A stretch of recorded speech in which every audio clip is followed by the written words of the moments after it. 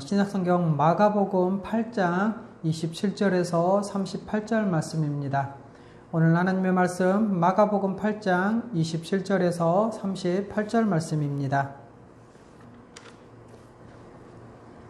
마가복음 8장 27절에서 38절 찾으셨으면 함께 읽도록 하겠습니다. 예수와 제자들이 빌립보 가이사랴 여러 마을로 나가실새 길에서 제자들에게 물어 이르시되 사람들이 나를 누구라고 하느냐. 제자들이 여짜와 이르되 세례 요한이라 하고 더러는 엘리야 더러는 선지자 중에 하나라 하나이다. 또 물으시되 너희는 나를 누구라 하느냐.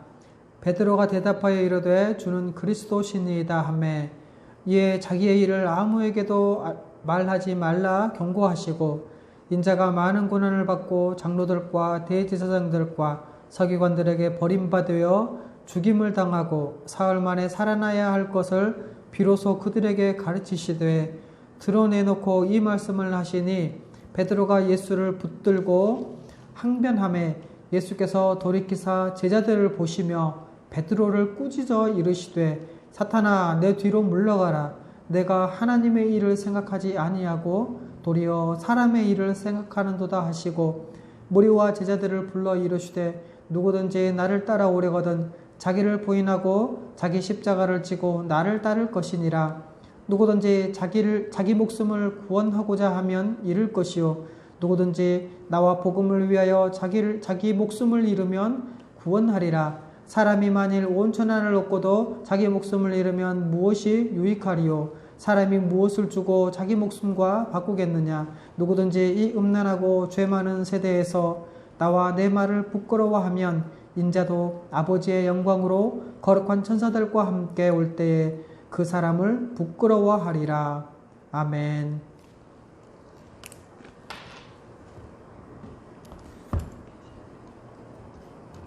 오늘은 복음의 기초 9과 하나님 나라 백성의 비용 계산에 대해서 9과 말씀을 전해드릴 텐데요. 특별히 오늘 제목은 하나님 나라 백성인 제자로서의 삶입니다. 예수님을 주와 그리스도로 믿는 신자에게는 여러 가지 칭호가 있죠.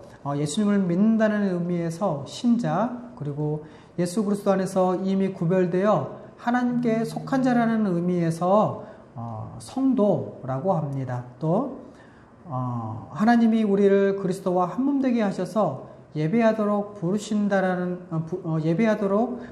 무리라는 의미에서 교회, 그리고 하나님의 통치를 받으며 살아간다는 의미에서 하나님의 백성입니다. 그런데 오늘 우리가 여기서 주목해야 될 신자, 성도, 교회, 또 하나님의 백성이 있는데 여기서 주목해야 될 칭호는 바로 하나님의 백성입니다. 하나님은 예수 그리스도를 통해 그의 사랑하는 자들을 그분의 나라로 불러 모으셨습니다. 하나님은 이처럼 그분의 아들 독생자 예수 그리스도를 통해서 하나님의 나라를 이루셨죠.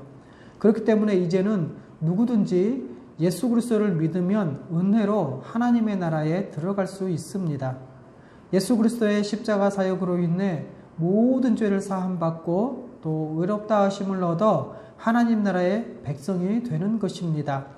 그리고 하나님 나라의 백성으로서 이 신자의 삶을 설명하는 또 다른 표현이 있는데 그것은 바로 제자입니다. 제자라는 칭호는 여러분 하나님 나라의 왕이신 예수님의 뜻을 따라 사는 그런 신자의 특징을 잘 표현해 주고 있는데요.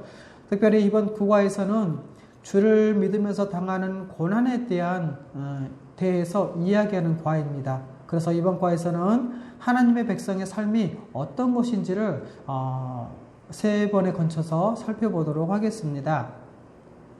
하나님 나라의 백성의 비용 계산, 그 첫 번째로 하나님 나라의 백성인 제자로서의 삶입니다. 하나님 나라의 백성으로서 하나님 나라의 왕이신 주님의 통치를 따르는 것이 바로 신자의 삶이죠. 그런데 이런 신자의 삶을 다른 말로 표현할 때 제자의 삶이라고도 합니다. 예수님은 신자가 배우고 그대로 따라야 할 스승이지요. 이 스승과 제자의 관계는 하나님 나라에서 왕이신 주님과 백성의 관계를 잘 드러내주고 있습니다. 그렇기 때문에 우리는 예수님의 제자로서 예수님께 순종하며 살아야 합니다. 여러분, 예수님이 우리의 스승이든지 또 우리의 주님이시든지 그 의미는 동일하다고 볼 수 있습니다. 예수님을 믿는다고 하는 우리는 그래서 예수님의 뜻에 순종하며 그분이 가신 길을 따라 걸어가야 하는 것이지요. 그런데 만일 입으로는 예수님을 주님이라고 하면서 그분이 걸어가신 길을 따라가지 않으려고 한다면 그 신앙 고백은 의미가 없는 가짜일 수 있습니다. 거짓된 믿음일 수 있다는 거죠. 자, 그러면 어떻게 해야 하나님의 백성으로서 그리고 예수님의 제자로서 온전히 살 수 있을까요? 첫 번째입니다. 하나님 나라의 백성은 하나님 나라에 들어가 하나님의 통치를 받는 자들을 말합니다. 하나님 나라의 백성이란 이 말은 우리가 어떤 존재인지를 잘 보여주고 있죠. 흔히들 백성이라고 말할 때 그 의미 아시죠? 어떤 나라와 그 나라의 통치를 받을 때 그 나라의 통치하는 왕을 전제로 하고 있다는 것입니다. 다시 말씀드릴게요. 흔히 백성이라고 말할 때는 어떤 나라와 그 나라를 통치하는 왕을 전제로 하고 있다는 말이죠. 그래서 하나님의 백성은 하나님을 왕으로 모시고 또 그 나라인 왕국에 속한 자들을 가리키는 것입니다. 그러므로 하나님 나라의 백성이라고 말할 때 그 말의 뜻은 하나님의 통치와 또 그 통치에 대한 순종을 생각하지 않을 수가 없겠지요. 하나님 나라의 백성이라는 것은 그래서 하나님 나라에 들어간 것을 말하는 것입니다. 그래서 하나님 나라의 백성은 하나님 나라에 들어가서 왕이신 주님의 통치에 순복하며 살아가는 자들을 가리키는 것입니다. 왕이신 하나님은 그 백성을 통치하시고 그 백성은 하나님의 통치를 받는 백성입니다. 그러기에 하나님 나라의 백성은 어떤 모습으로 살아야 하겠습니까? 바로 하나님의 통치에 순종하며 살아야 하는 것입니다. 그렇기 때문에 하나님 나라의 백성의 큰 특징은 바로 순종입니다. 하나님 나라의 왕이신 이 주님은 또 우리 예수 그리스도이십니다. 하나님께로부터 우리 주님은 하나님께로부터 왕의 호를 받으셨죠. 그래서 주 대신 예수 그리스도의 통치에 순종하는 자를 가리켜서 하나님의 백성 또는 하나님 나라의 백성이라고 합니다. 이렇게 하나님 나라의 백성인 신자에게 가장 중요한 자질은 주님께 순종하는 것입니다. 예수 십자가의 복음에 대한 믿음 그리고 그를 통한 구원은 무엇입니까? 바로 모든 죄를 사함받는 것입니다. 사탄의 지배를 받고 종노릇하며 죄를 짓고 사는 그 삶, 거기서부터 그 사망으로부터 해방되는 것을 말하는 것이죠. 그래서 의롭다함을 얻어서 의의 나라인 하나님 나라에 들어가서 주님의 통치에 순복하며 의의 열매를 맺고 복을 누리는 것을 말합니다. 여러분, 주님의 통치에 순종하며 주님의 뜻대로 살아가는 그 삶을 살아야 합니다. 그리고 순종을 통해서 의의 열매를 맺을 수 있습니다. 여러분, 그것이 천국입니다. 왜냐하면 주님의 통치는 우리에게 복을 주시는 통치이기 때문에 그렇습니다. 우리는 통치에 순종함으로 주님의 통치에 순종함으로 예배하고 복을 누리면서 살아갑니다. 그래서 구원은 하나님 나라에 들어간 자로서 주님의 통치에 순종하는 것을 말하는 것입니다. 다시 말씀드릴게요. 구원은 하나님 나라에 들어간 자로서 주님의 통치에 순종하는 것을 구원이라고 말합니다. 그래서 구원받았다라고 하거나 천국에 들어간다라고 하는 이러한 표현은 모두 하나님 나라의 백성이 되었다는 것을 의미하는 것이지요.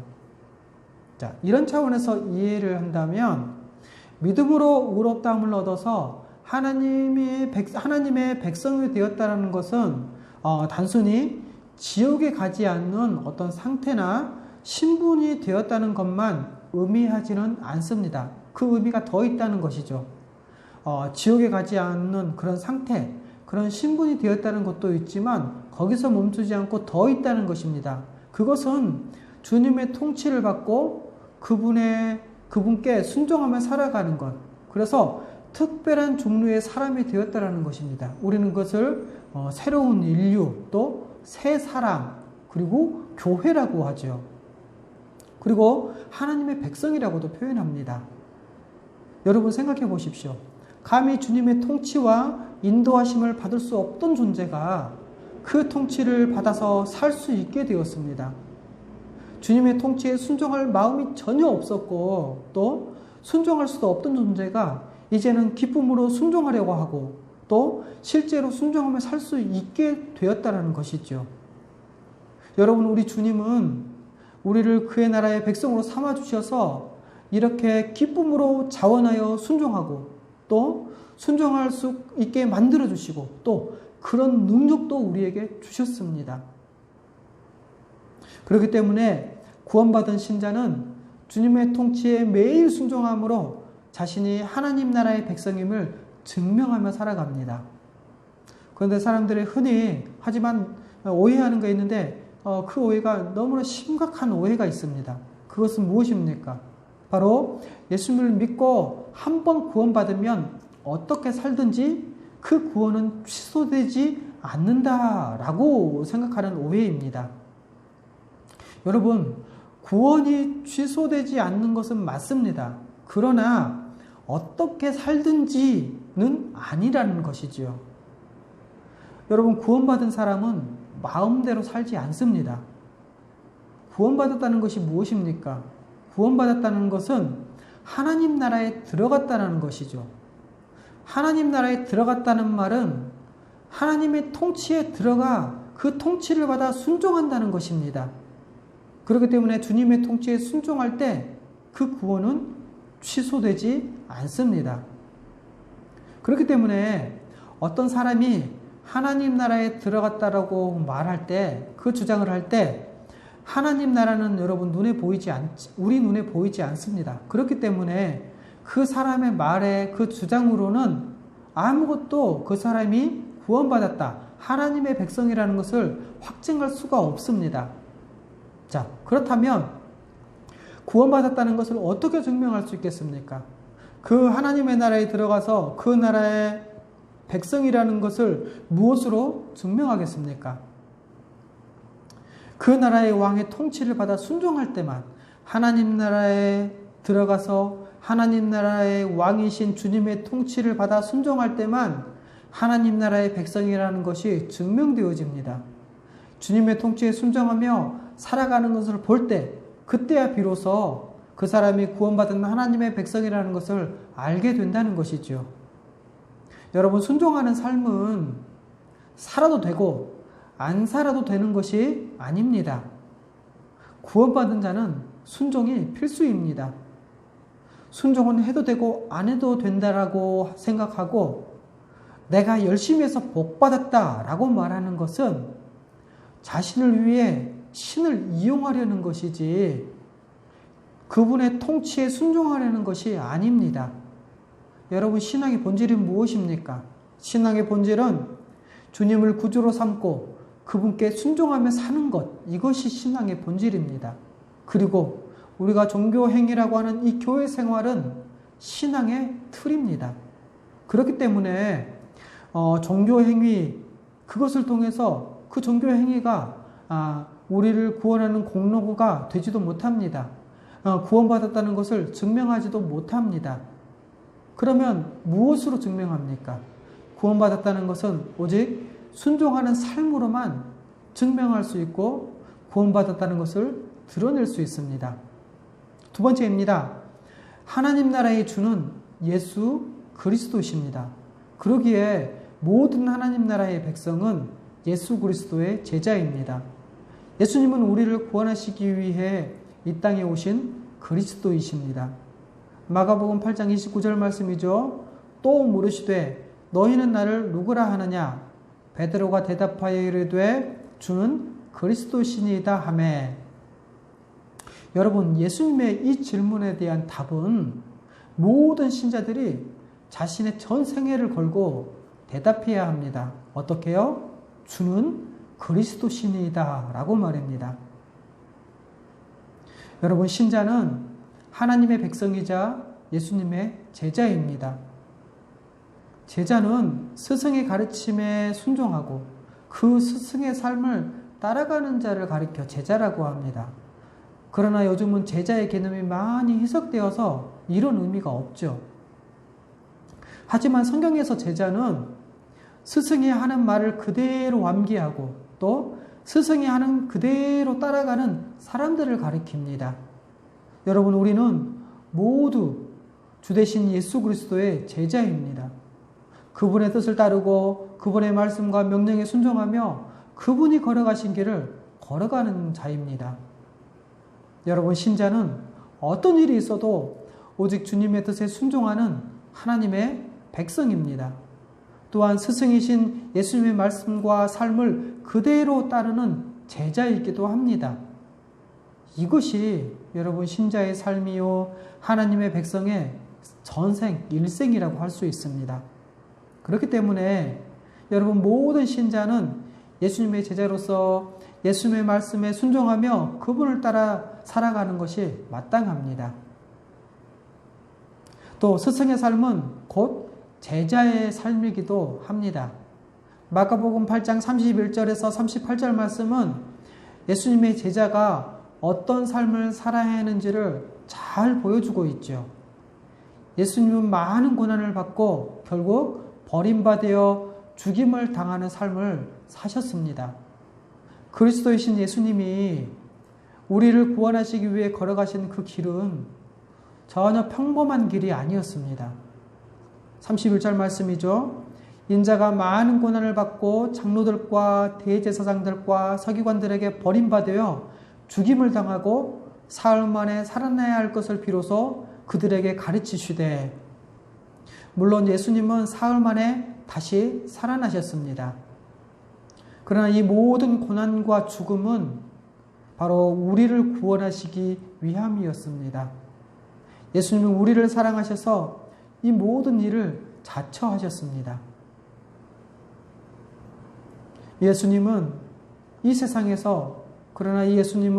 세상에서 많은 고난 가운데서 살아가셨다는 사실입니다.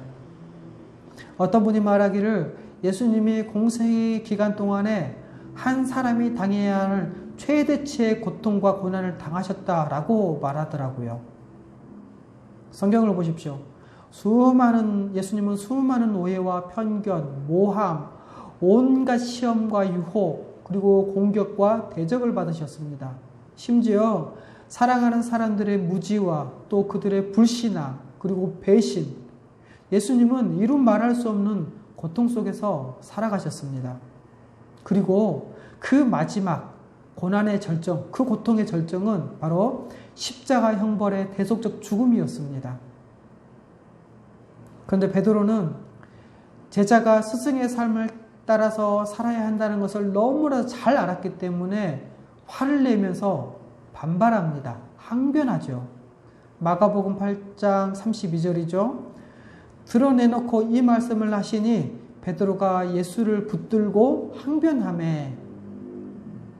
여러분, 예수님이 어떤 삶을 살아오셨고 또 어떤 삶을 살 것인지 너무나도 분명히 드러내놓고 말씀하시죠. 그러자 베드로는 예수님을 붙들고 항변했습니다. 여기서 항변하라는 말은요, 원어로는 33절에 꾸짖다라는 말과 32절에 항변하다는 말이 같은 단어입니다. 그래서 NIV 영어 성경의 경우에는 이 두 단어를 모두 꾸짖다라고 꾸짖다라는 단어로 번역하고 있습니다.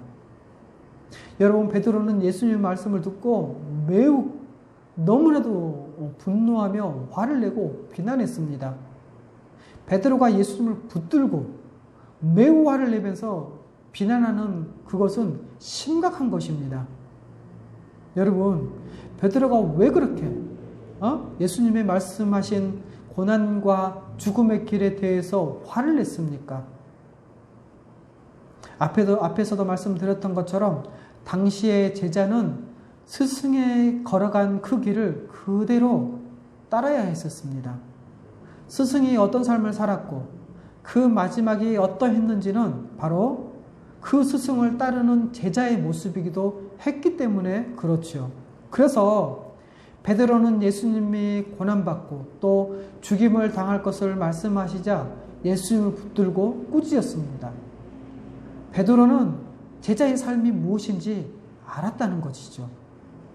자기도 예수님처럼 고난받고 죽임을 당해야 하기 때문에 그랬었습니다.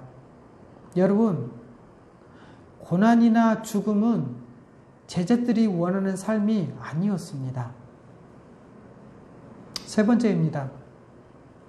그러나 예수님은 베드로의 이런 행동을 꾸짖으시고 참된 제자의 삶을 다시 가르치셨습니다. 예수님의 제자가 되려면 예수님이 겪으신 고난도 함께 감당해야 합니다. 그래야만 예수님이 마지막 날 영광 중에 오실 때 그 영광에 참여할 것입니다. 예수님은 제자들을 보시고 베드로를 책망하셨죠. 33절 말씀입니다. 예수께서 돌이키사 제자들을 보시며 베드로를 꾸짖어 이르시되 사탄아 내 뒤로 물러가라. 내가 하나님의 일을 생각하지 아니하고 도리어 사람의 일을 생각하는도다 하시고.